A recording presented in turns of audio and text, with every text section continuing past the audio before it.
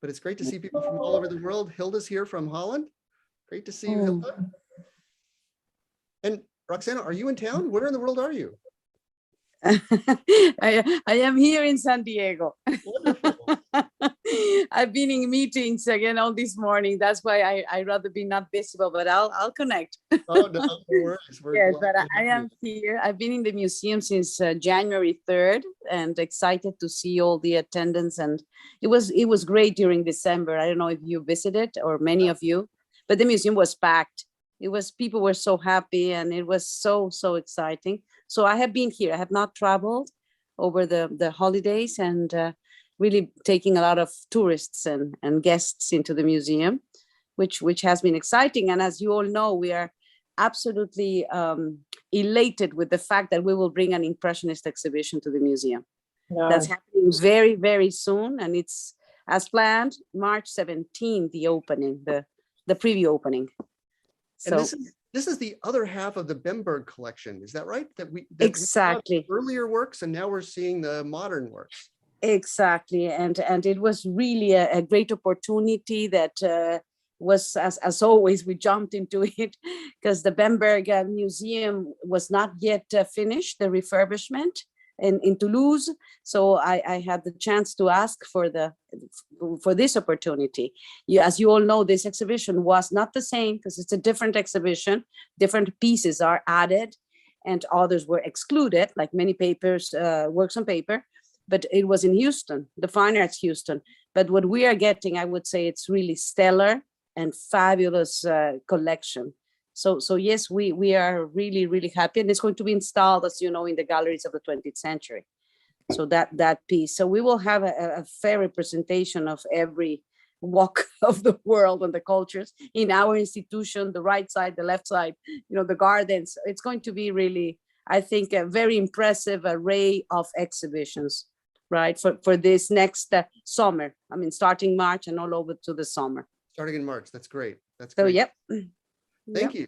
Well, that's a wonderful way for us to start the guest lecture this month. Roxana, thank you so much for being here and giving us that exciting news.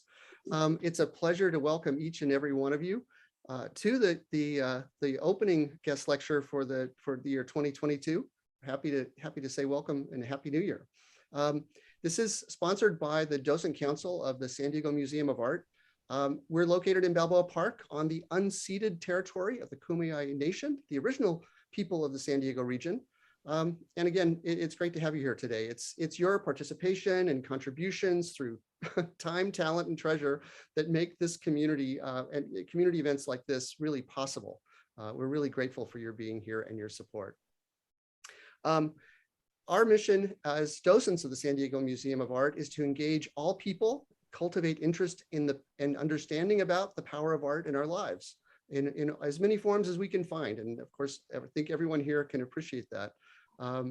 This is just one way in which we're doing that. We are offering tours at the museum on a regular, essentially daily basis now, a few days of the week. Fridays, I think, are a little less, but we have docents there. So for those of you that haven't been to the museum recently, stop on by, look for the docent, ask questions, have a tour. We love to work with you in person. It's a real pleasure these days. I'd like to specifically thank some of my friends and colleagues from the museum who've really helped plan and execute not only this event, but the whole series. Certainly the museum staff who have broadened our outreach through electronic and social media. That includes Dr. James Grable, the museum's educator, mentor, and guide for docents at the San Diego Museum of Art. Our docent community of nearly 100 volunteers. That includes active docents, sustaining docents, and docent trainees. We always have new folks coming in to be part of that program. And special thanks to the chair of our docent council this year, B. Barraza, who was the chair of this guest lecture last year and has continued to give us great leadership for this program. And my partner in crime as a co-worker here on the guest lecture series, Mary Grillo, who's done such a lion's share of planning and execution to create the series this year. She'll be managing the Q&A section that we have after towards the end of today's lecture.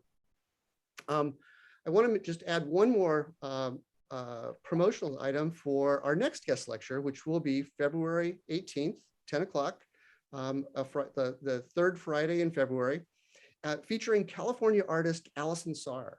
And I don't know if you've been to the museum in the last year or so, you've had the opportunity to see a couple of her works that we have. They're really stunning. And I have to say, the more I learn and have an opportunity to speak with Allison about her work, the more I really admire and appreciate the depth and meaning behind those works. So I hope you'll join us on February 18th for her lecture. You know, there are events happening at the San Diego Museum of Art essentially every day of the week. And you can find out more information there by just going to our website, which is easy to remember. It's SDMA RT, sdmart.org. And click on the big green what's going on button, and you'll find a calendar of things going on essentially every day. We always love to keep engaging with our community. Have a couple of housekeeping items before I get into introductions. One is that we ask you to remain on mute through the talk. And to facilitate that, you know, on Zoom, along the bottom, you may have to click your screen, but there's those Zoom icons that range from the far left on the bottom from mute, stop video, etc., going across. If you click on that mute button, get the little red line through it, you'll be able to know that the noise that you may have in your background won't be disturbing our speakers today. And if you're on an iPhone, it's a little different. And so I would like to show you what that looks like. Sometimes I'm going to just take a moment to give you a sense of how that works. Actually, this first slide is what it might look like if you're on an iPad, because Apple in its infinite wisdom decided to put those controls not in the same place, but in the top right corner instead of the bottom left. So if you'll notice, the mute button is a little microphone up in the top right. If you want to chat, it actually is, you have to go through two steps. One is to click those three buttons, little dots on the top right.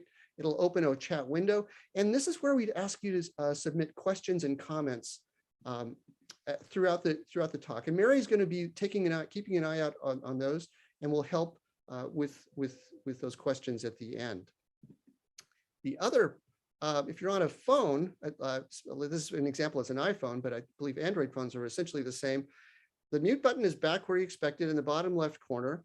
But again, to find the chat, you click on those three little dots on the right, and then choose chat. And now again, you open up a window to ask your questions there. Great, I'll stop sharing. Well, with that, it is my great pleasure to introduce you to Ladan Akbarnia, who is our curator of Asian art. In fact, she's become quite a jack of all trades, as our curators at the museum are. And she's here today to introduce us to our guest speaker, Ala Ebtekar, who will be speaking about his works that are currently on display, and as well as other works that he is working on, as well as his techniques. So without further ado, let me just transfer this over to Ladan.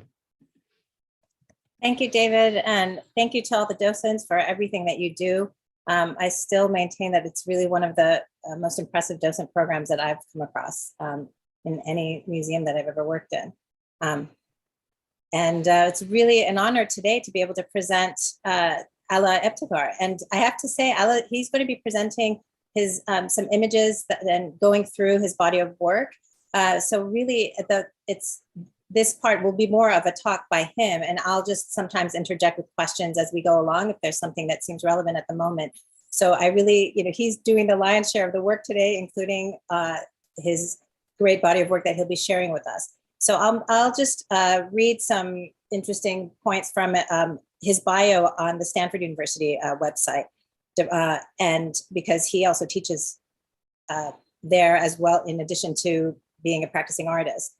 Ala Ebtekar is an artist who's situated his art practice as a relentless leveling and collapsing of time and space to bring steady attention to the contemporary moment. And I had to just read that over because it really does kind of capture so much of his work and the poetry of it as well. He's been doing this for 25 years, although it won't look like it when you see him. And his work really, it explores time in very interesting ways. It orchestrates various orbits and cadences of it bringing forth sculptural and photographic possibilities of the universe and time gazing back at us. I know he does a lot of research. A lot of research goes into it. There's an accumulation of knowledge that comes from research in Islamic literature, Persian literature, Arabic literature, American. He's very engaged with the community and with the environment as well. You'll see this later. His recent investigations have created liminal experiences to longer notions of scientific duration beyond human timelines, while exploring the phenomenology of light. Considering light itself as both concept, medium, and even the possibilities of light as healing, he uses a range of radiation in his practice, such as works birthed by daytime UV light emitted from the sun, or night exposures that were produced by moonlight and starlight. And what's exciting is that he'll be walking us through this process today. With this method, his recent photographic works take a whole night to expose, continuing durational projects and works, which he views as in collaboration with the sun and stars. He also, over the decade, 2.5 decades that he's been doing this, has used tactile traditions and properties of bookmaking. So he draws from art to the book, illumination, especially Persian and Islamic book illumination in bound manuscripts, and classical training, something I did not know about him until recently, in Iranian coffeehouse painting, which is of particular interest to me because I was the curator at the Brooklyn Museum, where we restored a well-known coffeehouse painting, which is now on view. His alchemy of combining these legacies weaves into his commitment and own work, together with enduring centuries of reclaimed text and image archives, poetry, and translation. And he's so much of what he's studying, he's fascinated by the cosmos. This comes into his work. This and many other qualities about Ala's work, as well as his own person and his own intellectual interests. He's a very academic, very artist. I think it's important to also see him as a teacher, as a scholar, as well as an artist. And some of these are only a few of the qualities that drew me to him, to want to commission his work for our upcoming exhibition on the intersections between Islam, science, and visual culture in 2024, called Wonders of Creation.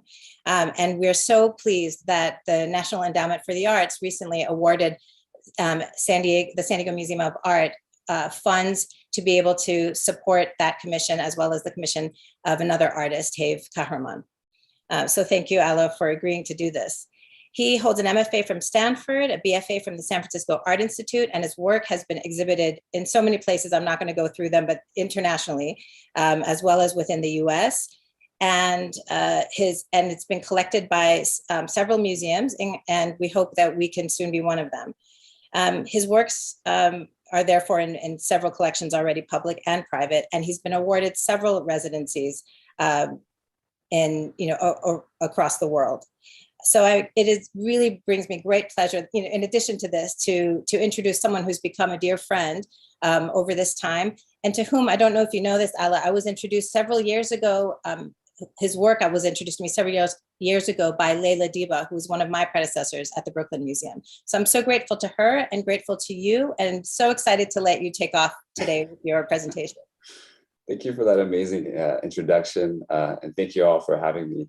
I'm actually more excited to get to the second part of this, which I'll be in conversation with Ladan. So maybe I can just kind of dive in and kind of give you maybe just a kind of a glimpse of some recent projects and both some kind of works happening in the studio and works that are happening outside of the studio. So let me just share my screen. I believe it is, and then we will.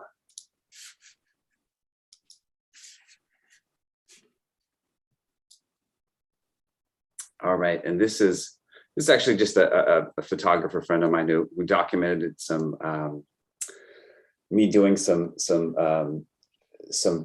exposure prints, the sun one day, and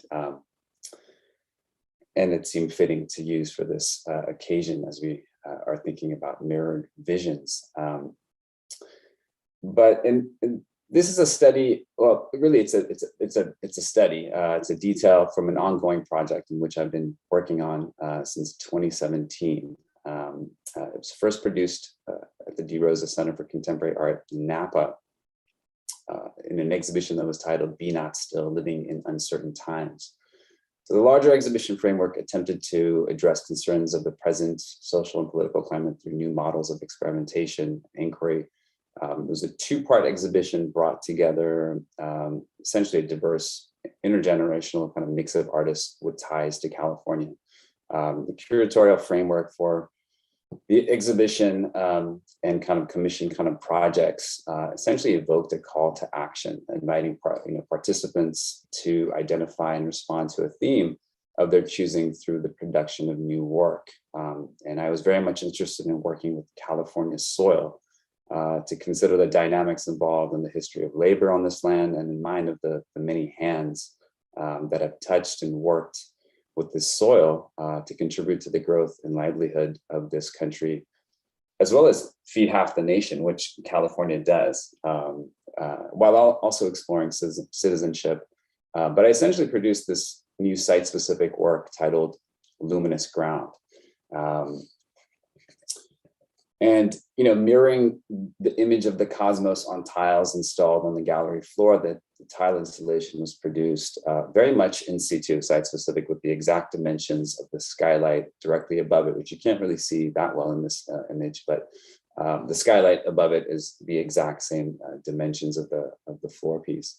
But the new work essentially, shifted the place of heaven and earth and invited the audience to shift the direction of our gaze, to imagine the original gaze of the skies looking at us, and in this, hopefully imagining ourselves as the objects of this 12 billion year gaze, which I'll talk more about. The tiles are made in a process that brings the four elements together, not only mirror the heaven on earth materially and directionally, but also in this kind of installation brings nature inside. So, not long ago, we brought the skies closer to Earth by covering the interior of domes and praying halls with polychrome tiles representing heaven looking over us. You can see in this image of a photograph from Esfahan that I took some years ago, Jannah represented here, paradise. Really, like you can see it. You can see it's the cosmos. But this material, heaven made from the earth, from clay on the bed of rivers, the soil that embraced layers and layers of organic and non-organic matter that flowed into the rivers over millions and millions of years to form. Now, the telescopes bring us, the skies closer to us. But looking at the night sky, with telescope or even naked eye, we are unwittingly kind of gazing billions of years back, only assuming we are witnessing the now. This is a kind of a stack of negatives in my studio. And I oftentimes work with these deep sky survey images, this one being from Hubble. And the ones that I work with actually for this luminous ground actually looks at around 7,000 galaxies spanning through more than 12 billion years of cosmic history.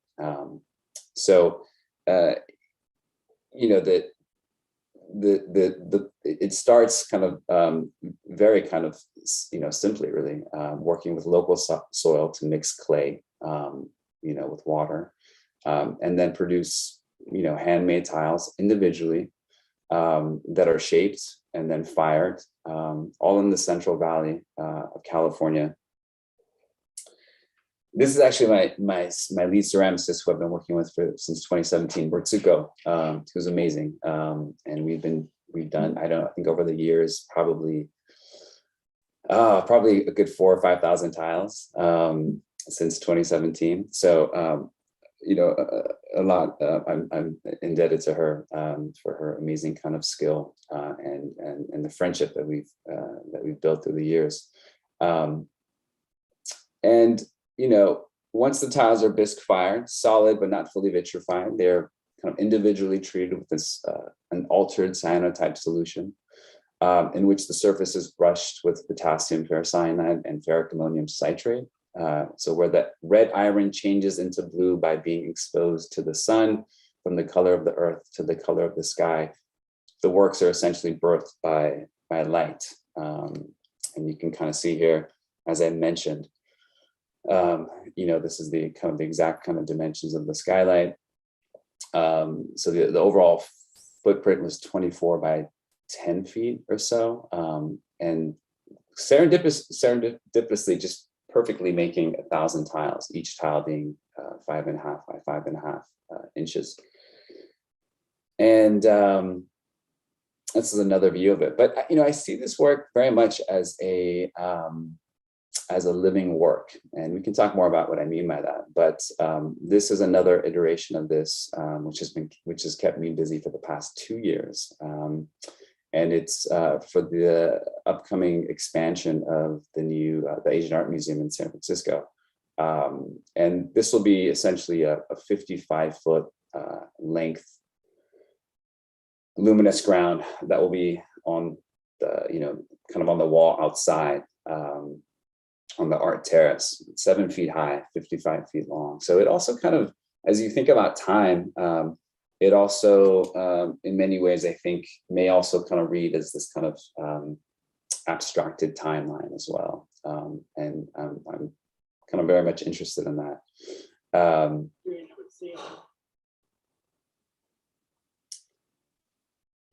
And I put this there because, we don't have any, finished images of this, but I just did this for the city of Oakland on a school campus, but it's a public art project and open to the public. And this is kind of exciting because it's kind of literally just going up as we speak. And so I just shot this with my phone. I thought it'd be fun to kind of look at it as another iteration of this work. Dark gray or black. But these works start with this larger image that are then kind of cropped down and made into these, split into these kind of squares that kind of fit 25 tiles. It's quite an intricate process, which I won't get into the details too much of, but each of those colored cubes represents 25 tiles that are exposed to sunlight on a day. So the overall footprint of this, the overall kind of work that's going up at the Asian Art Museum is essentially a year's kind of worth of light, of sunlight. So thinking about another timeline there, another kind of component to it. So this work that kind of documents 12 billion years of kind of cosmic history at the same time is working with a year's worth of sun, which is the full kind of, the Earth's kind of, revolution around the sun as well. So, and because of that, there's a lot of variation with each kind of set, because every day births a different kind of light, just from humidity to the different factors in the weather. And I very much kind of embody the fact that that's it changes, and we'll talk a little bit more about what I mean by all that, and the fact that how I see this work as this kind of living work. I won't get too much into the details of some of the kind of the things kind of that are for me, I guess some of the things that I've been looking at as I kind of arrived at this work, but as I mentioned, this aspect of the labor of kind of the specifically down in the Central Valley, which I've spent so much time over the past years, and so much of the work that's been kind of done there. In a later talk, and maybe I'll get into this, or maybe at the end with Ladan. I just gave this 1 hour talk just about this work, but we will talk maybe about this a little bit later. But I'm also, there's something interesting about the communities that you become a part of just by the work that you do. you know, my ceramicist with Tsuko, you know, is actually part of this larger kind of Japanese American community down in the Central Valley. And many of them have been there since the internment camps. There's quite a, you know, an interesting and also kind of disturbing history with the Central Valley. But maybe we'll talk a little bit about that towards the end. But things that have kind of informed my work and my practice specifically around this this project, and even kind of early photography on porcelain, which has a really interesting history as well, that dates back to the 1700s, and how it was actually used for tombstones. And some of that technology, or that kind of the way of processing photographs on porcelain, is what I'm actually still using with my work. So just thinking about these, you know, older processes with their own kind of history, and that are kind of that I'm pulling from. Again, we can maybe get into that a little bit later, but another project I just wanted to quickly kind of go over as these kind of larger projects out really that are happening outside of the studio. And this is one that happened here in San Francisco at the Foresight Foundation, although it's on a tour, and I think it was at the Aga Khan Museum in Toronto, and it's going somewhere else, and I'm not exactly sure where it's at the moment. But when it first was produced in San Francisco, you know, for the Foresight, and Foresight being a kind of this nonprofit organization dedicated to creating and really understanding art about place. So through exhibitions and commissions, as well as artist residencies and education programs based in the belief that art can, you know, inspire fresh thinking and important dialogue about, you know, natural and cultural environment. They do a lot of cool, you know, projects, and the Ai Weiwei project in Alcatraz was something that they also did for anyone that kind of you know, remembers that some years ago. But for Sanctuary, this exhibition, the project featured about 30 contemporary rugs resembling prayer rugs installed in the Fort Mason Historic Chapel in San Francisco. The rugs by 30 some artists from, I don't know, 20 countries examined this idea of art about place through highlighting their need for refuge, protection, and sacred ground. And each artist responded in their own way to these themes through the same medium, that being these kind of 4x6 foot wool rugs, which were hand woven in Jampur and Lahore, Pakistan. The project Sanctuary was very much a response to the executive order, the 13769, commonly known as the travel ban or the Muslim ban. And guests were asked to remove their shoes before entering the main room. This is also pre-COVID, but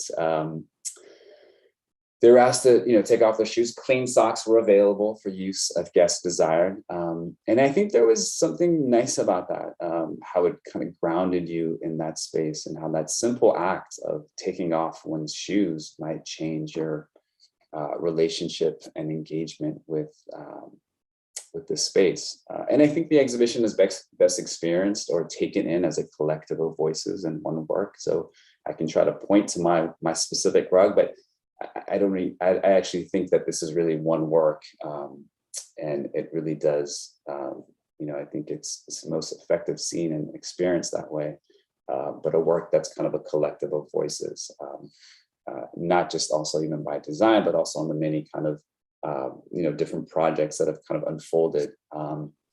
And so, you know, echoing the project's, you know, ethos of plurality, the Sanctuary kind of salon series, is a cornerstone of the exhibition's public programming. Weave together the voices of artists whose practices span creative disciplines that include spoken word, music, dance, performance. Invited guests presented and performed new and existing works that resonated with the thesis of the exhibition, allowing visitors to engage with and reflect on these themes in new ways. It was also a space where folks were encouraged to literally sit with the work, which helped promote a space for contemplation and deeper understanding of some of the concepts behind each of the carpets. And then this is just something, I think fun to see. But this is one of two books, each 145, about 145 pages long, containing the weaving instructions for a single rug. In this case, my design, which required 552,000 knots and was woven by 3 weavers, Shahad Yassir, Sean Yasmin, and Muhammad Qasim in Jaunpur. So just thinking about all the hands also that go into the fabrication of a work or these kind of projects. And on the subject of the carpet, there are kind of many terrestrial representations of the sky I reference in my practice. I see this the quadrilateral kind of charbagh concept of the garden, interpreted as this kind of the 4 gardens of paradise, and how we reference that. And I think one of the hallmarks of the charbagh garden is this kind of the way it's laid out on this kind of actual paths that intersect the garden center. And I know I was excited to kind of put some of these in there, knowing that Ladan will have some things to share potentially. Well, Ala, I was just going to maybe pop in here because we might not be able to have enough time to get to these for people who are not familiar with Persian and South Asian art. In particular, this charbagh design is something that goes back to Iran and was adopted also by the Mughal Mughal culture in India. So it's very rooted in Persian and Islamic art history. Yeah, thank you. And I'm looking at the time. I'm going to try to just actually go through a lot of these really a little bit more quickly, and these kind of, and then we can maybe come back to it and discuss more. But whether it be in architecture, illuminations in books or on carpets, the arch of a doorway spans time and history. And I think you can kind of, I hate to kind of simplify some Sufi philosophies, but in some, simplified ways, I think, this, part of that philosophy believes that existence is of 2 natures, the earthly and the divine. And the transition between these 2 states was often represented by an arch, whether that's in, the front piece of a book or in architecture. Even the beloved's eyebrow, some poets reference as that arch of that kind of divine nature, which I think is interesting. And I kind of work with that in my work. I incorporate that in different ways. And behind this kind of cut mat board is a book page that's been kind of printed on. And we can talk more about, what book page that is, but it's a series that I've also been doing for some time now. And in some ways they're very kind of intimate works that kind of bring you in this kind of one-to-one relationship. At the same time, they build them a kind of a constellation as well, in the way that they're installed, as you kind of zoom out.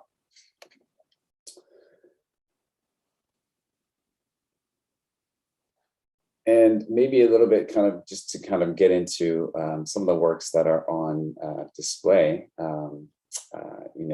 in thinking about this kind of mirroring of the sky on this flat surface of the earth. Many of my paintings kind of work in a similar way, where I'm kind of working with the sun, and essentially, in this kind of process, putting solution and exposing it to the sun in these different kind of time intervals. And as Ladan kind of beautifully said, I see my work as this kind of collaboration with the sun and the moon and stars. And oftentimes, the painting is quite minimal in the sense of material. It's essentially just a hand kind of a paint that I make in the studio that's essentially like a gesso or an acrylic that's then kind of painted to produce works like this, the Zenith series, which I've been working on for quite some time. They're quite time consuming, so I don't get a whole lot of them done every year, but one of them is up right now at the San Diego Museum of Art. And oftentimes they are kind of quadriptychs. Each panel oftentimes being exposed to one season's light. And so they're kind of the sum of those kind of four making a year's worth of light, kind of in a similar way that I mentioned, the way that Luminous Ground is kind of thinking about a year's worth of sunlight and the sun. And sometimes they kind of work as just there's no kind of real painting application. There's just kind of work as almost these kind of photographic works on canvas, although I do feel like they are also tapping into this they still kind of work as a painting in many ways, and I'm interested in that and how that the whole history of kind of painting, and especially so many artists in the past have kind of thought about light, but new ways that we might be able to not just represent light, but also think about a work being birthed by light, and what that means. This is a really fun project, which I won't get too much into, but this is at the Brooklyn Museum. This is this beautiful collaboration with Yassine Bey and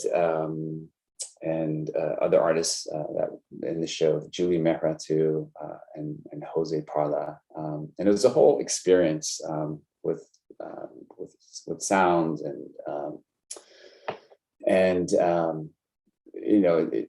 this was one of those works that each of these panels are actually created on a different day with a different source. So one of them was sunlight, one of them was starlight, one of them was moonlight.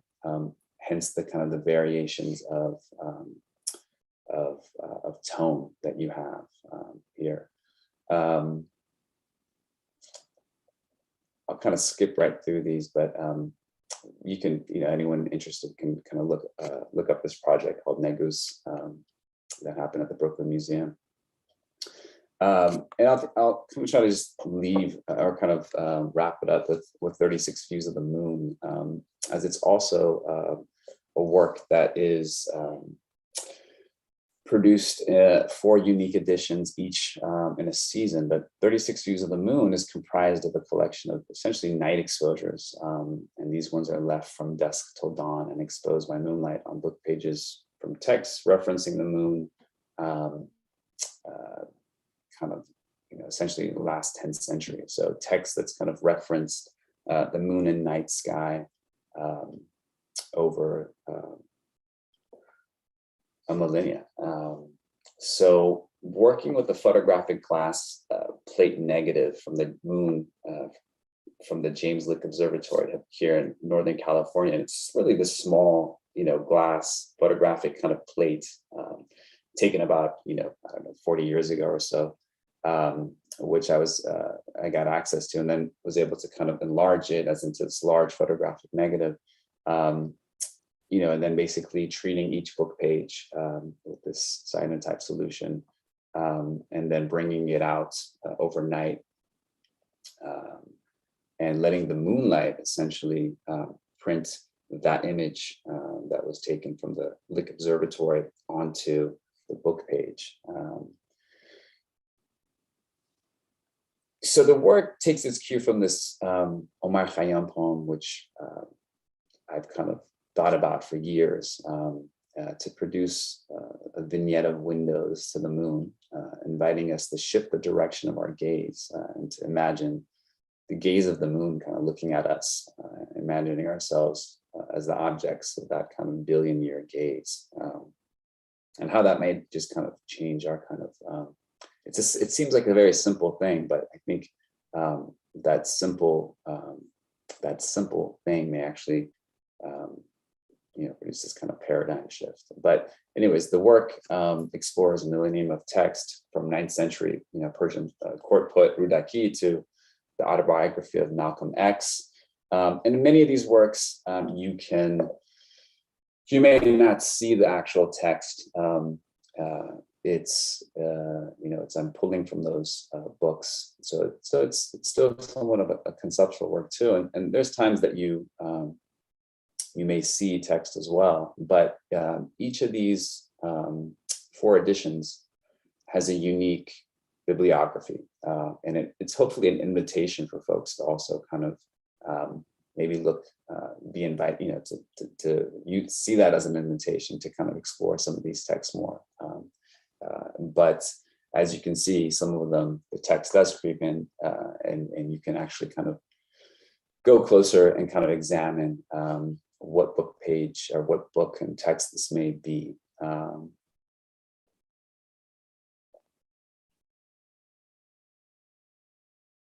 But I love this. I mean, many of these books are kind of books that have been in my kind of, in my library for years, and they kind of just, it's like kind of that moment of arrival in some ways, where you kind of, they've been there kind of waiting for you to kind of just, in some ways, work with them. And yes, I love this poem. This is such a great poem by Hafez.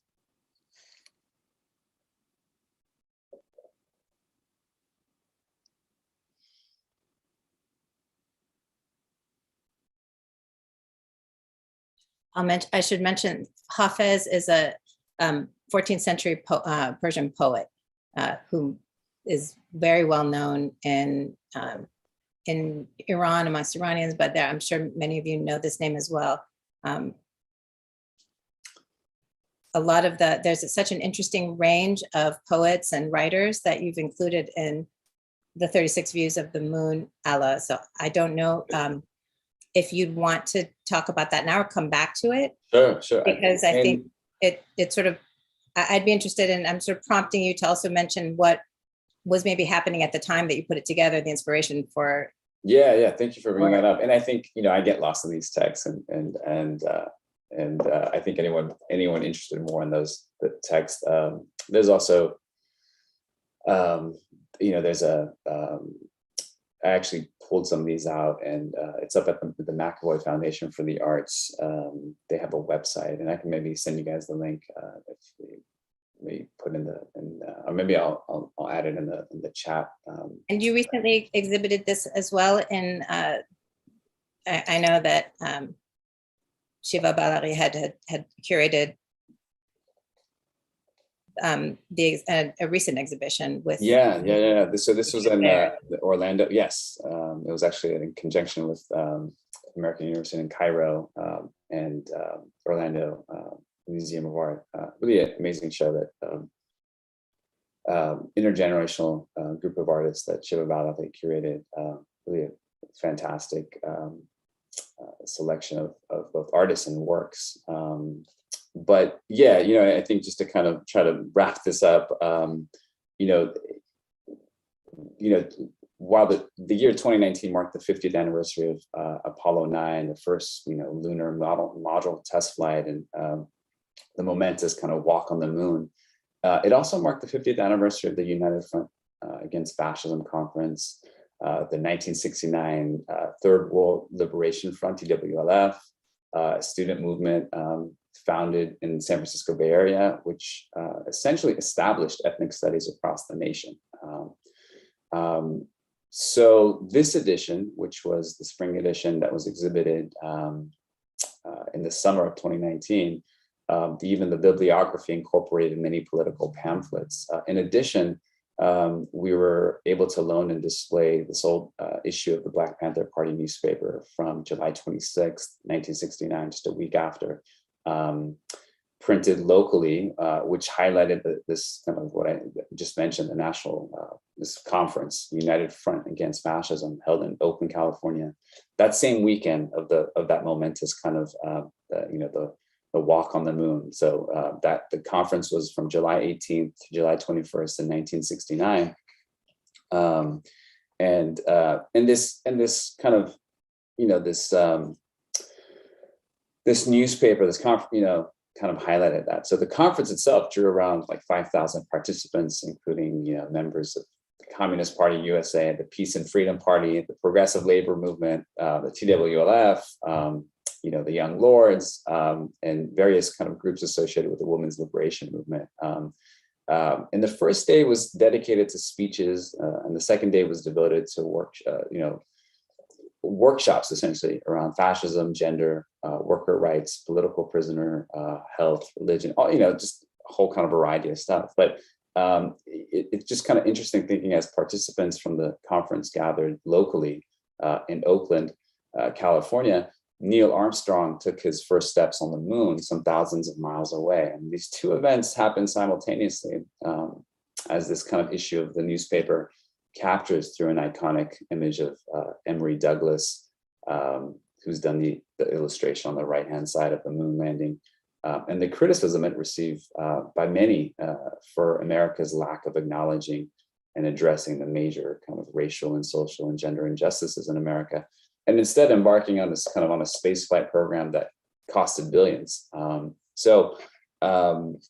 There's, and I kind of put a slice there. This is actually from this artist book that I'm working on, but there's also this kind of thing in Algeria going on the same weekend, but just these kind of moments in time. And there was this really interesting, it's a recording of it actually, I think on YouTube, a conference that was titled, during this conference, there was a panel on, women speak out against fascism, where a letter written by Erica Huggins, a member at the time of the Black Panther Party, read, this kind of soon we will place murder on the moon. And I thought that was just the kind of the juxtaposition of the celebration of kind of the moon landing, but also there's also a lot of kind of criticism about, this kind of the amount of kind of basically this,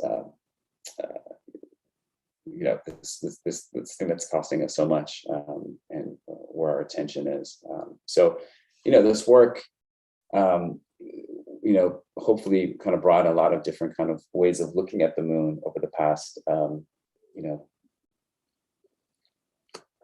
10 centuries, but also bringing attention to kind of the moment that of now in a way. So, and I'll kind of, I think maybe I'll leave it on that, Ladan, and we can kind of jump through anything else that I know you had some questions as well. So maybe I can kind of just end on that if that sounds all right. Sure. Thank you so much, Ala. I want to check with David first to see how much time do we have to, because I can sort of maybe give you a couple. Some of these are more just to ask you to maybe expand on a couple of things, and then I think as people, if we take questions from the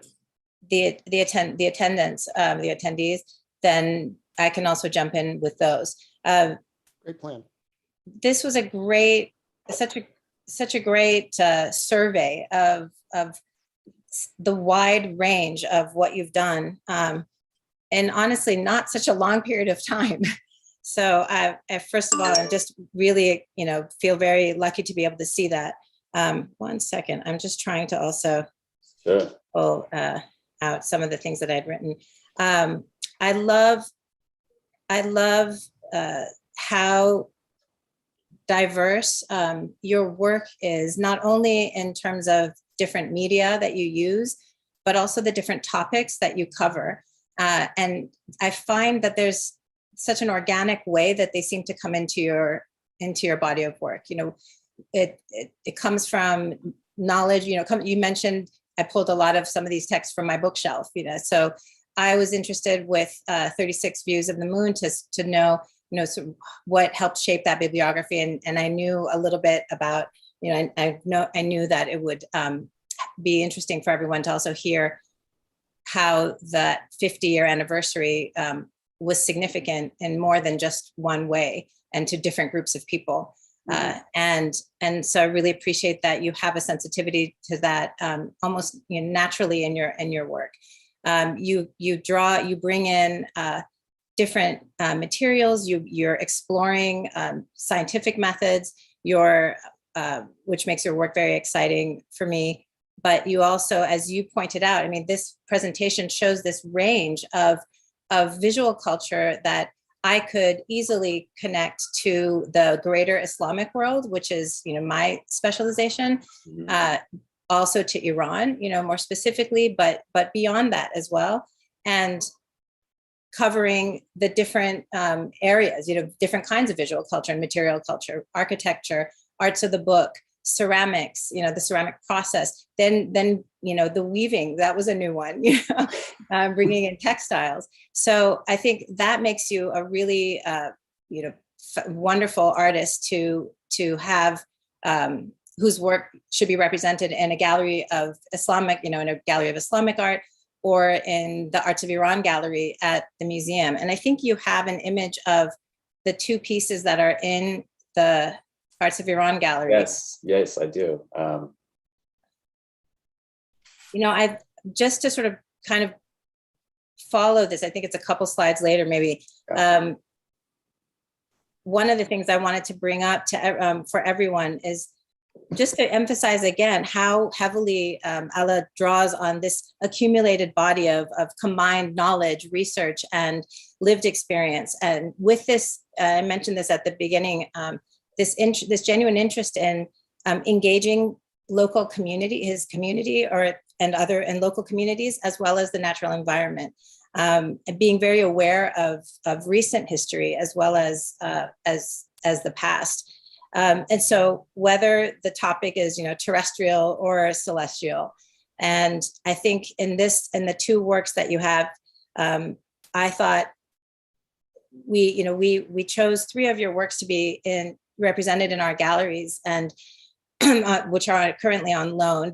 One of these is on loan from Gallery 16. We're very grateful to them, and one of course from your own collection, Ala. And when we looked at what to borrow, what I loved about these 2 works, I thought maybe I would ask you maybe also to just tell us a little bit about these 2 works, which bring in Hafez, this 14th century Persian poet, and his works, and this is I think like a 19th century printed edition of his work that you used. The piece on the left, it's a series of pages that have been basically a book that was unbound, and then he created the illumination print over that, and it's inspired by book illumination.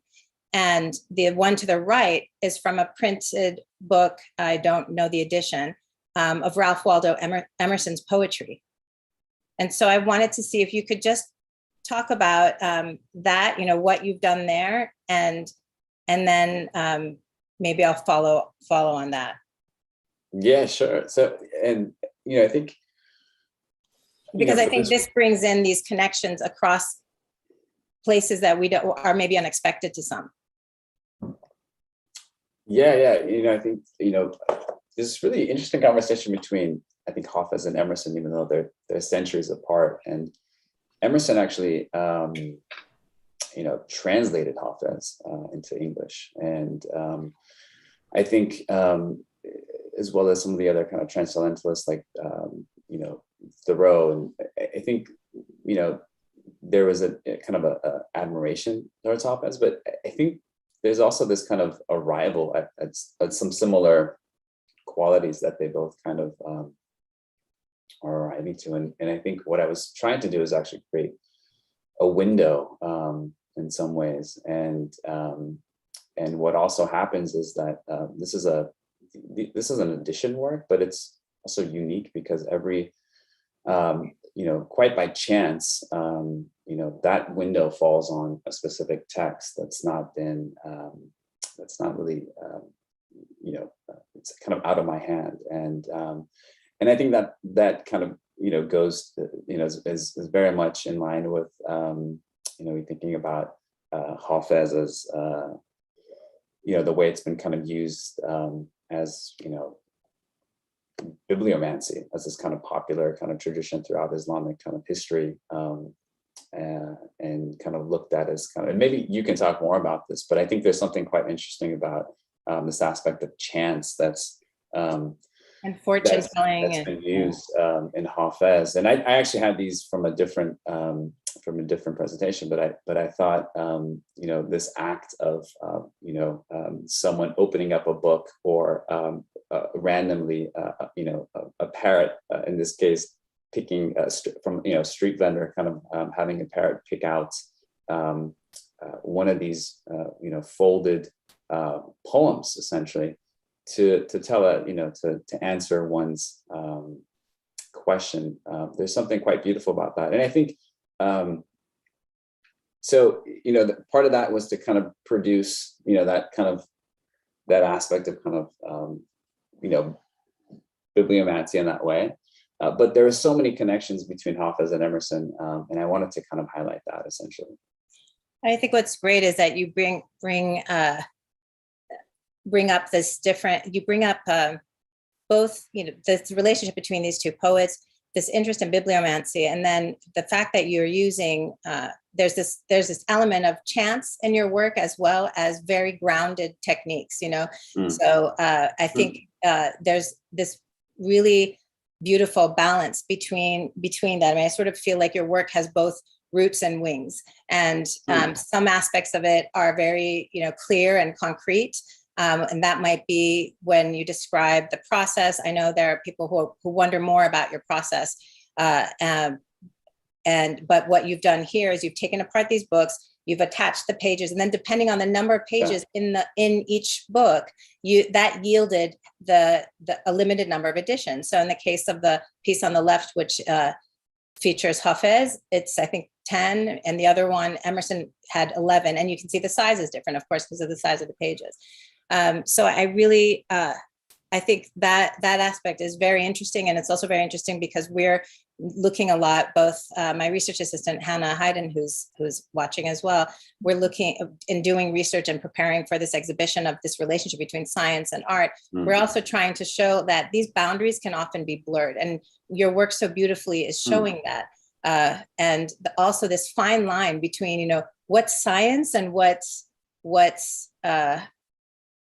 beyond that, or some will call the occult sciences or some. So I think, but ultimately these go back in terms of relating them to Islam. There was this view that no matter what, and also in the text that inspired the exhibition, Wonders of Creation, that everything wondrous, everything that could bring wonder and bring this delight, ultimately is a reflection of God, whether it's celestial, whether it's something you can see, and whether it's not. And I think the title of your, the talk today, Mirrored Visions, which has been used in some of these versions of these texts, which are basically these encyclopedias of the world we know and the world beyond, that ultimately this was something that was also seen as had a very close relationship to religion.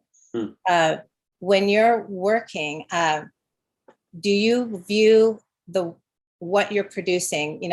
I know you've talked about how many of your works, whether they're individual elements or depending on where you show them, you adapt or adjust them. Do you think about that beforehand, and do you sort of self-curate before you produce like another version, another edition of a work such as Zenith or 36 Views, or do you make it and then are able to fit it into a context? That's a great question, and I think it happens. I think it happens a bit more organically, for sure. And I mean, an example of that is I just showed you, 36 Views, the spring edition that I worked with local pamphlets and even poetry from City Light books that they had published, and but that same, working with that same negative of 36 Views of the Moon from James Lick Observatory. I did, and I think I have it here. I think it's, sorry, I got to scroll through. But I put this on the show, and where I showed it in the Gulf region, the fall edition of it.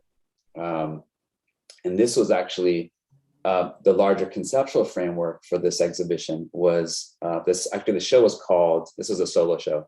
It was called Safina or Safine. And this, I'll just mention too, it's a reference to a type of manuscript that is kind of oblong, this horizontal format, so it's meant to look, and it has this boat shape. So this actually really looks like a boat by the pages. Often they're like these. Exactly. And so for me, it was quite interesting to think about this this manuscript containing, poetry or a compendium of literature, where the text is, perpendicular, and kind of travels with, it's kind of small enough to fit in your kind of your pocket.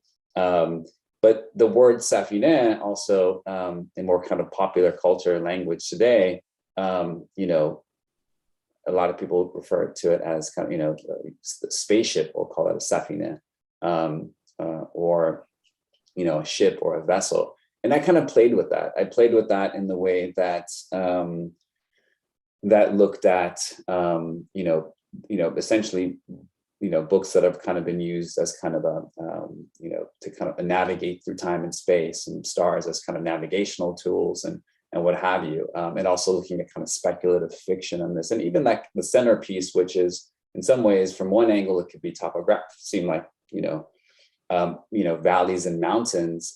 From the top view could also look like a spaceship itself. It's also this kind of placeholder for these books and artist books. So, and this is a perfect example of, and you guys just saw the 36 views within the kind of the within the California, within at the McAvoy Foundation for the Arts in San Francisco, and the kind of the things that I was working with, and even choosing to put that issue of the Black Panther newspaper on display next to it. So I'm very much interested in these things, but I think it happens more organically in the sense that, but I do think of, site-specific ways to kind of frame the larger framing of it, if that makes sense. But like a painting like Zenith, those are really kind of, I'm kind of just painting those, and they're a little bit of a different relationship. You want to go to that? I think that because that sort of nicely segues to the other work that's currently on view at SDMA. Sure. So you. I'm sorry, I got to flip through many of these. No problem. I can. He spoke about Zenith a little earlier on, and actually gave us a really nice view into the process of creating that work. So you see it in the gallery. We think we just skipped by. Did we just? A view in the gallery. Yeah. So this right now is in the fairly newly installed galleries of the Arts of the Americas that were curated by our head of curatorial collections, Anita Feldman, and they're divided. The rooms are divided thematically, and this particular one is has a focus on spirituality, and so this work of Ala's was included here. And I think when we presented this work together, Ala, when you were in town. You mentioned also how you felt that it had also relevance in terms of immigration. But before I ask you to maybe expand on that, I just wanted to point out that my 7-year-old son looked at this work that I find so moving. It's one of the pieces that I think it's a visitor favorite. So many people were taking selfies that we had to actually put stanchions in front of it to keep people from bumping into the painting, into the work. But he looked at it and he said, clouds, anyone could draw clouds. And it just shows you that he looks at that and like he had this reaction, but he also hasn't taken a moment to come and step closer to see what is that surface. I mean, his assumption is he painted the surface blue. And it's only in talking to him about how that first point, a point that many might think is like a simple step in the process, that renders this work so much more layered and complex. And so it's really great to hear you when you to talk about that today and to go through the process.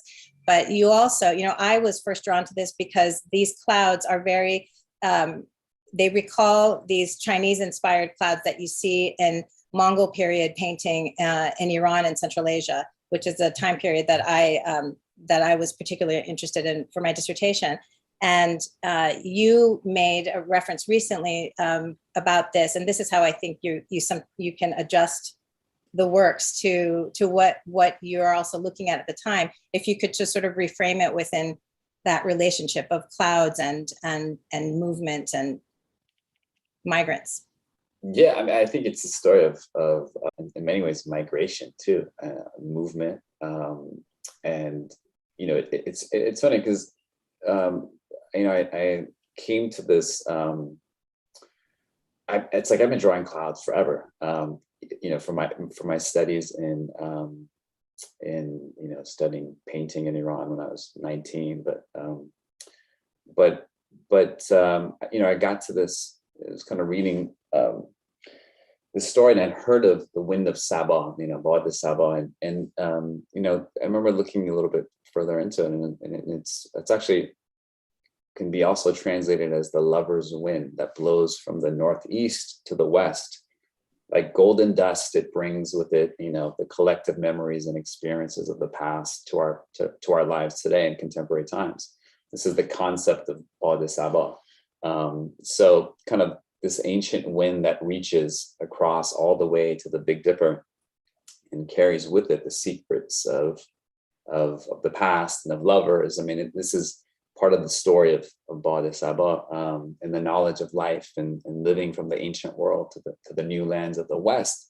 And I think, just as you mentioned, these kind of, potentially originally kind of Chinese clouds that have kind of migrated through, ancient kind of Mongol and Persian and so forth, and kind of meet in kind of California. It feels like it's to me it's very much a story of kind of migration, but also in every kind of moment of wherever it's gone. It's also very much mine. You know what I mean? It's that makes sense. It becomes very personal as well. So I don't know. I think it's very. I mean, in some ways, I'm very happy that this is Zenith. I think 8. That's it. That's it. Yeah. I think Zenith 7 is hanging at San Francisco International Airport, and I love that it's there. As this kind of place of travel and movement and people from all over coming and going. So yeah, I think on many layers it speaks to that, but also opens up these kind of windows. And I think, I look at my work in many ways as these kind of, the meeting of sky and earth, and you really, Ladan, put it eloquently. But I think sometimes these two meet in a very kind of, there might be like, the sky and earth kind of crashing into one another, collapsing. Other times it's almost like the two are just, this is kind of this kiss. It's really kind of a soft kiss. But I feel that if your work is that lining in between. I think so, and I think each of them tell a very different story, and we oftentimes look, romantically up at the sky, or it's a field of kind of infinite possibilities and embodies hope. Yet the land could also be, tell a very violent, story. It can tell a very kind of story. It can tell a story of many injustices. It can also tell a beautiful story. But I think, I'm interested in the ways that those two meet and how each of those could, in those encounters, what they look like and what they sound like, So I think that sort of brings us kind of to a conclusion in a really beautiful, organic way, Ala. And I thought maybe, David, I'll just end with, before we open up to questions, with something that actually you brought up, I think, in when we spoke before today, David. But on the whole, I look at I've said this before, your work draws from this, accumulation of knowledge and experience. And so you've shown us, these relationships, between earth and sky. You brought in the different fields of literature, the history of the farm worker movement and Cesar Chavez, looking at the acknowledging, that Japanese internment camps and the history of the soil on the very soil that you use to create the tiles. And this work, Zenith, with these clouds that are reminiscent of a style of painting in Iran that marks a very dynamic period of cultural transmission between regions, especially East and West in particular, in two ways.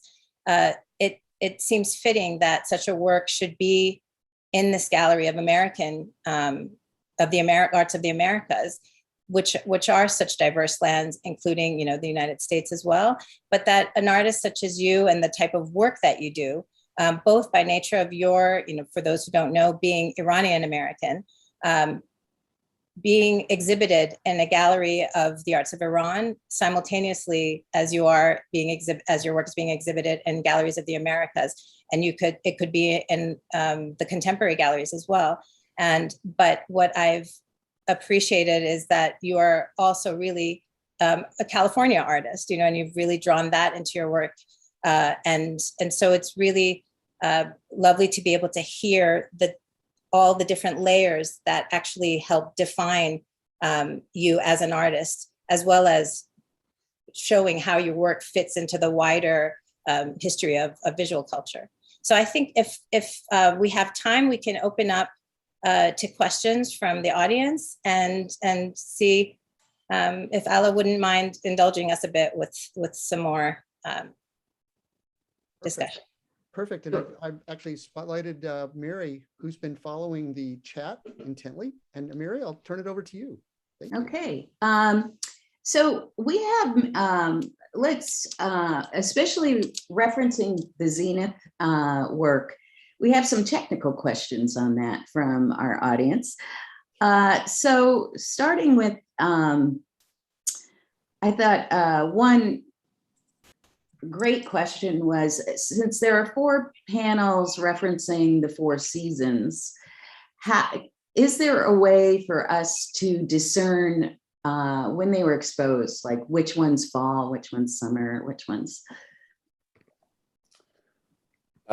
So I usually start with spring, but it's not always in that order, and it oftentimes is. Did I mention that spring is the new year for Iranians?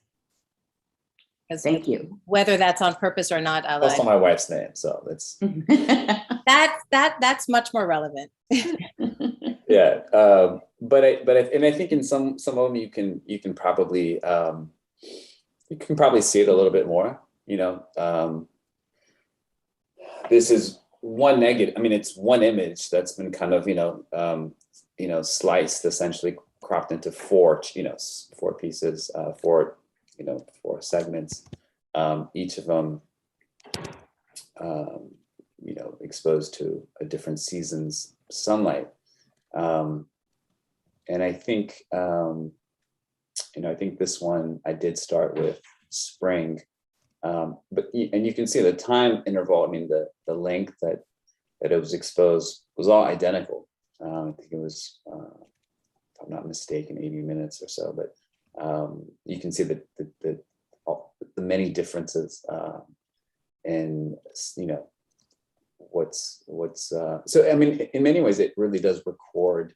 It's kind of a recording of that day, recording of that kind of that light, and I think that's what has really attracted me to this process. Is you kind of set it up. But you kind of step back and you kind of let really nature and these kind of materials kind of do its thing without the intervention of the hand in some ways, right? But then there's something about the washing and I'm still brushing this solution on, but yeah, it's usually in that order, but it's not always in that order. And you reference an abstracted timeline. Could you explain that a little more? Yeah. So I mean, I was referencing how that the work it's going to be going up at the Asian Art Museum, which is 55 feet in in kind of the span of as you kind of walk across it. Just just by the aesthetics and those kind of, if you look at many kind of, timeline maps, in fact, there's this in cartography, there's that just format of kind of something, the dimensions itself, I think, kind of read as kind of this timeline. And I think when you're working with these deep sky survey kind of images, which, are representing that many years, in some ways, both looking at it, the depths of it, I think embodies that, but also you can see it as this kind of, this stretching of kind of 12 billion years and kind of 55, feet, if you will. So that's kind of what I meant. And I think that's cool. That, hopefully that answers that question. And so it does. So when you transfer this, you came up with the idea to do it on tiles. Yeah. And I love the quote of the color of the earth to the color of the sky, birthed by light. I mean, that's a beautiful explanation or thought process about this method of work. And I was wondering, how did you come up with it? And also, what was the importance of Central Valley soil for you? And finally, do you use a certain kind of coating to protect it when you put it outside? All wonderful questions. I think,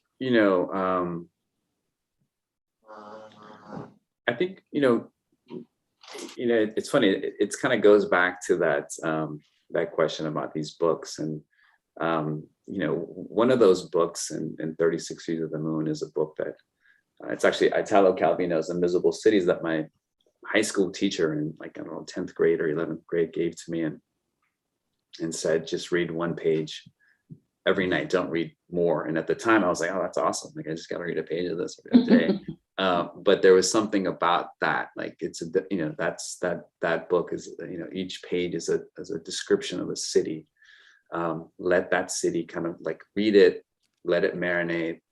Don't look at it, don't look at it something else until the next day or whatever. And I think sometimes, you kind of arrive at something, but you kind of planted the seed for years prior. And I see, this kind of certain, kind of, I don't know if it's like a full, kind of circling, or if it's this kind of, spiraling, but there's things that I've kind of definitely, I keep kind of coming back to, but, and also planting these seeds, and then they've kind of just, they've organically arrived there. So it's not like I'm, I think I'm thinking about it, but I'm also, the work kind of just, there's things that just kind of crystallize at the right time. And so, there's not really one way for me to answer that, but I think, I've been looking, I was very much interested in how a work can embody light. And I'd even kind of experimented with, I think in one of those Zenith installed images, you saw there's this heptagon LED sculpture, both on the ground, one on the sky, and suspended from the sky. And that went from this, it went from this cool blue light, blue-white light, I should say. It's not blue. So it's kind of a cooler bluish white light to a warmer candlelight, almost throughout the course of about 2 or 3 minutes. I forget the time now, but it was this infinite cycle, infinite loop. And it wasn't like, you're standing there and it's going on. It was very gradual. But if you stood there, it slowly changed, in this kind of 2 minute, it kind of went from this kind of morning, or this, night light to this morning after, evening light. And this kind of idea of this kind of infinite circle. But, and again, I think that goes back to this kind of transition of, both day and night, but earth and, the meaning of the kind of the earthly, the terrestrial and the celestial. So I think I've been playing with light in different ways. And even I've done these kind of light boxes. I think there's one that's on display right now at Crystal Bridges Museum, this light box that I had done some years ago.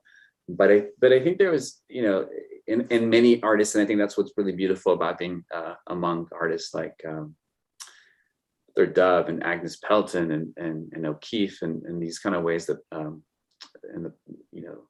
people have kind of worked with light and thought about light and representing light.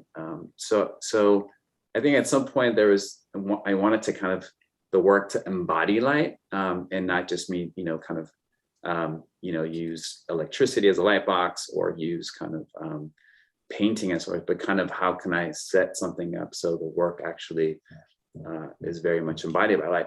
And I didn't get to this. What I meant by a living work was two things with luminous ground. One is that each iteration of this is very different, but I see it as this continuation of the same work. Secondly, it's very much living, and what I mean by that is that the process that I use, although it is it's kind of coated, so it is kind of weatherproof, if you will. The solution that kind of goes into this kind of clay, and you see this even in some of the Anna Atkins cyanotypes, where they'll have them on display, and they're like they look really. I mean, the colors are just like gorgeous. I remember seeing, and I think at the Getty some years ago. But what they do is after it's on display, they'll put it in. They'll store it, in a dark room, and it rejuvenates. And that's what happens even with these tiles, which is quite. I think I find it quite interesting is that, after a while of exposure, after like, let's say a year of exposure, it can kind of become more pale. But if you tarp it for like a week or two, it actually rejuvenates. Wow. So this idea of this kind of living thing, and very much is, kind of makes sense too, as we kind of think about soil and earth, but as something that's also not fully,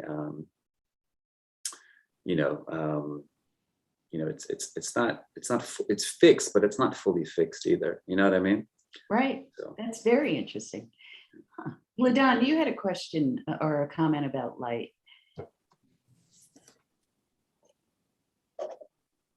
Do you want me to read it? No, actually, but I see there's an interesting question that someone has put in there about the Chinese inspired clouds. So maybe I'll do that, but then I want to come back to this idea of birthing light and the idea of a living work after that, if there's time. I just want to give the chance for that question because I saw that. About the 36 views? Yes, no, about the zenith. Somebody had a question about the clouds because they recognized the sort of Chinese and the meaning. Yeah. Clouds, yeah. So maybe you could sure. pose that. Okay. Why did you choose the Chinese auspicious clouds for your blue panel on display on Zenith? And the person asking the question did not know that the lights reflect 4 seasons until now. The Chinese clouds resemble the shape of the sacred, spiritual, magical mushroom called linji in Chinese. I'm sure I pronounced that incorrectly. Did you include that hidden idea in the clouds? No, I didn't. That part of it, no. I mean, I think knowing some of the sources in the move, as we kind of described the kind of the movement of these clouds and through these different geographies and how each of them is kind of, in some ways, made it their own was something that I thought was quite interesting. But I think Ladan would be a great, well, great for you to chime in as far as also. Just, I mean, there's definitely. I won't go into, but it's the period. I mean, I was guessing that you probably saw them from the Persian side, from the Iran side, and so it would have been something that you would have been familiar with. Although I remember going to a wedding in Iran several years ago, and one of my in-laws, I think it was my sister-in-law at the time, who said, does Iranian art is there like Chinese influence and Persian art? And my brother and sister were like, I don't know. I mean, and my brother-in-law was the one who said, isn't your sister doing a whole dissertation on, the connections between China and Iran during the Mongol this period? So this sort of, I just recognize it as that, and I won't go into it, but there definitely there's a whole history of connections, and it references that. So it's just nice it shows how you can never really just stop at one point. And I really hate, even in writing labels, to say this comes from here and this comes from there, but rather this, is reminiscent of that, or it sort of echoes this, or touches on that, or just sort of quotes things, because ultimately in the new context, there's this adaptation or incorporation. There's different ways where something then becomes almost owned by what might be seen as the secondary context. So that's what I'll say to that. But I do think it's great I think what's great about that is it brings a connection, to the person who saw it, that made you connect to the work in your individual way. And you can connect to these works on several different levels. And that makes them so, it makes it so accessible to just a wider group of people. And it exemplifies the whole concept of migration, because wherever you're coming from. Sure. And globalization. That's right. So I wanted to, I don't know how much, given the time, we might not have too much time, but this might be one of a good sort of toward the end question, or not ending question. You referenced when you were looking at Zenith and showed us Zenith 8 in situ in the museum, you talked about how you liked you've talked a lot about seeing works, coming from Khayyam, Omar Khayyam, the idea of actually, was it the Khayyam quote? This idea of birthing by light, and the fact that you really reference this as this, you feel these works are kind of birthed by light, because light is so much a part of their process of becoming. But that also is the same reason for which you suggested that they continue to be living works. And in museums, one of the things that we will also be featuring in this future exhibition is bringing in what is usually behind the scenes, which is the conservation and preservation of works. And people always wonder, well, why aren't we seeing these manuscript paintings? Why don't we see these prints? And it's because they're so light sensitive that we have to protect and limit the time they can be exposed. So if something's exposed is out for 6 months, it then needs to rest for at least 5 years, sometimes longer, depending on how much it was exposed before. So when your work was brought in, there was a question, okay, how long can this be on view? So my question to you, and this is a constant discussion we have with conservators and scientists, and the answer to what the museum standard practices should be, I think, is this sweet spot between what is protecting the work so that it can be seen by future generations, and remembering that we also have a present generation of people who also need to see and look at the work and have access to it.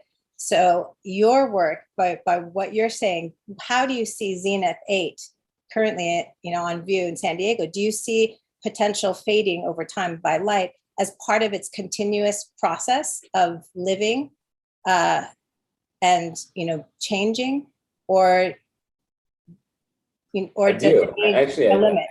Yeah, no, I do, and I think I think there's it's kind of like the patina of time. There's some of the amazing restoration that goes into some of these palaces. I mean, restoration in general, but just thinking about some of these sites that are some of the tile works that are kind of 500 years old, and when it comes to the restoration, that delicate nature of how do you match the the fact that this has been kind of there for 500 years, and you can't have those they can't pop the same way, but then it can't you can't make it too pale. I mean, there's a kind of art to that, and I think there's a beauty of things that age the right way. Obviously, the materials are important, and anything can be overexposed, but I think for example, in the condition of the museum, kind of, the current way that it's hung in that gallery, with the kind of dim lighting that there is, I think if it was there in that same location for several years, I don't think it'd be an issue. In fact, I know there's as I mentioned, some of these works, like at the SFO or in other collections that I know that aren't actually that are just kind of up, have not really faded, and in fact, I think some of them kind of have gelled in a really nice way, and maybe that's going back to that idea of kind of just showing it's time. And so, and I think obviously there's moments where you may want to kind of like, yeah, maybe it's a good time to pull it, but it hasn't happened yet, at least for works on fabric, on canvas. I have put certain tiles out, and they've kind of in kind of extreme weather conditions, just to kind of see how much we can kind of how much it might kind of pale. But even so, yeah. So long story short, I think it's good, and I personally don't mind it. It hasn't reached a place in any of the works that I've done which has been concerning, or I feel like, okay, this is the time to really pull it out, at least the works on canvas. I think it makes a good case, though, that there are there is equipment that can actually measure the potential fading over time, because it sort of puts it into high speed, and you can take a sample of a work. We did this. It's a micro fading.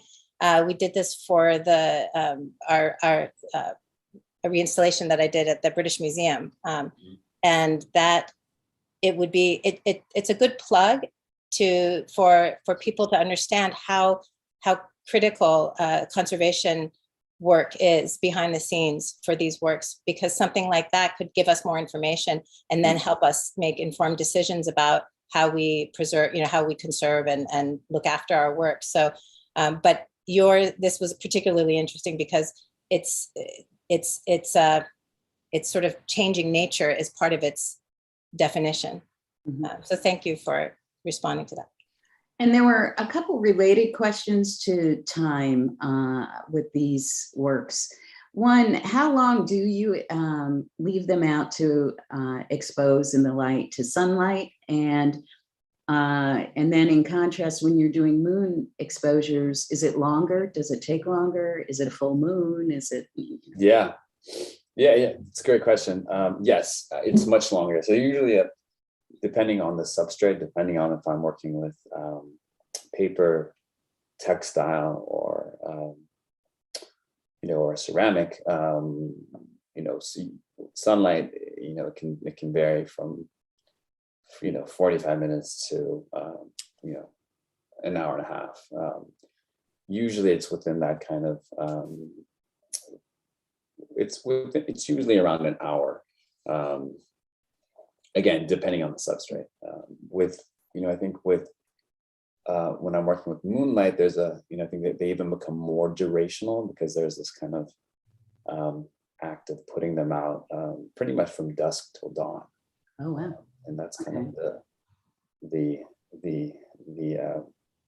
rule kind of that I've kind of set for some of them, and sometimes things can go terribly wrong, especially with a lot of kind of moisture in the air. But for the most part, I leave them out for the whole night. And do you need a full moon or crescent? Yeah, it's a good question. I try to go for the phases of the moon which are kind of more full. I don't, getting just, but a sliver of the moon, it's obviously harder. So that's actually one of the interesting things of that work is for the first real time, I think I was getting into moon phases and having things on my calendar that I'd never, had before. I got to really, make this night work, is And then also, doing it at sites where, many like street lamps and stuff actually don't emit UV light, but there are other sources that can kind of, be a kind of a light kind of, pollution that kind of, so you kind of have to find the right place to do these. And the image that I showed kind of when I opened with is a site that I oftentimes go to. It's nearby Stanford, and it's a great place to get a kind of very little distraction, and kind of whether you're working with the sun or kind of or moon or stars, what have you. Obviously, if you're working with starlight, there's a few that I did for the Brooklyn Museum where I was actually trying to avoid any kind of too much of the moon. So I was actually going for, at least the, following the phases the opposite way, where it was so that the moon isn't kind of interfering with those. And funny enough, I mean, it's, the stars emit a lot of UV light as well. So, so each of them kind of created a different kind of aura to the work, which I thought was, quite interesting. And also just, I learned so much in that process too. So last question, I have two remaining questions. So in terms of the white dots on these works, are those of the stars, or are they actually created by the process? No. So those are stars or galaxies, or those are all from the photo itself. Okay. So no, I'm not doing a Pollock in person. I'm not dripping paint. At moments it could seem that, and I think there's moments where the negative and the way I'm kind of brushing, the material, because I'm still brushing solution on. So you still see, maybe there was one here. This is a great example of one that it gets quite painterly. In this moment where, the solution and the painting, it almost, feels, like an ink wash in places, start to kind of gel in interesting ways where those stars can actually feel, some of them become quite flat and feel, can be seen as paint. But no, I'm not putting any, and that was actually, an interesting process, because I was working with a Montreal-based ceramic company to do some tests, for another project, and at first they were trying to kind of replicate by hand, and it's like, you just can't do it. It has to. It's something that this process creates this kind of unique way that these kind of come out in this way.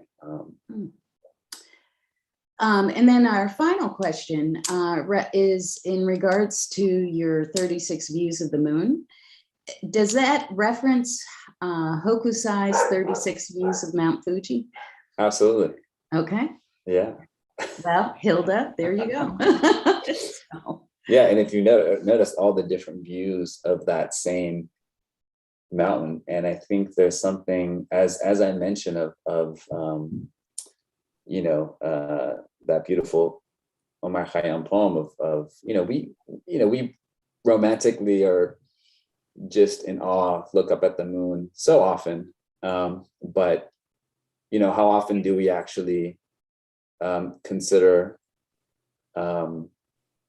how the moon may be looking at us? And I remember from a very young age. I mean, I think I was 6 or 7. My mom would take me to Muir Woods here up in Northern California.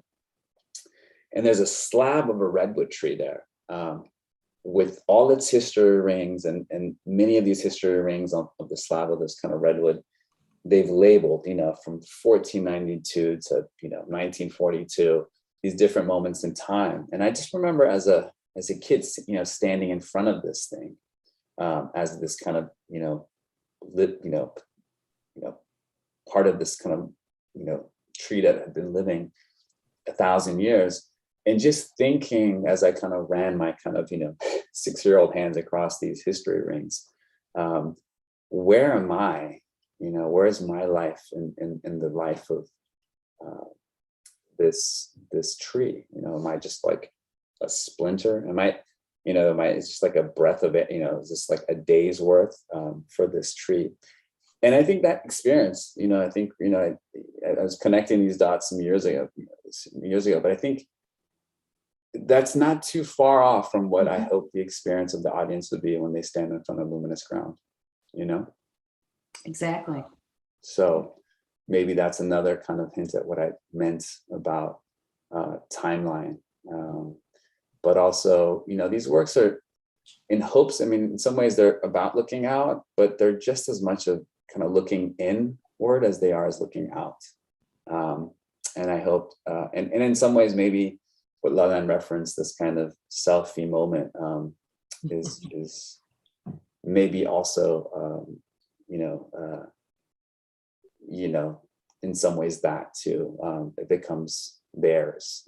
You know, it's not even mine anymore, and that's great if I can kind of create something where the viewer, the audience, kind of sees it as somehow theirs, or this kind of experience with it, where you know.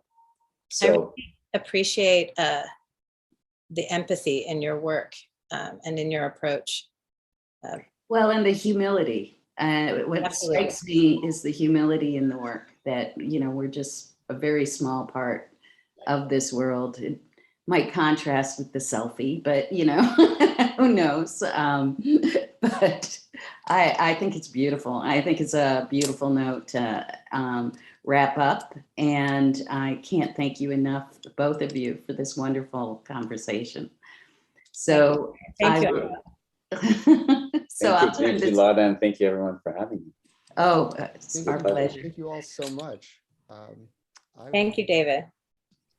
Been great to have all of you be with us today, and we look forward to, there we go.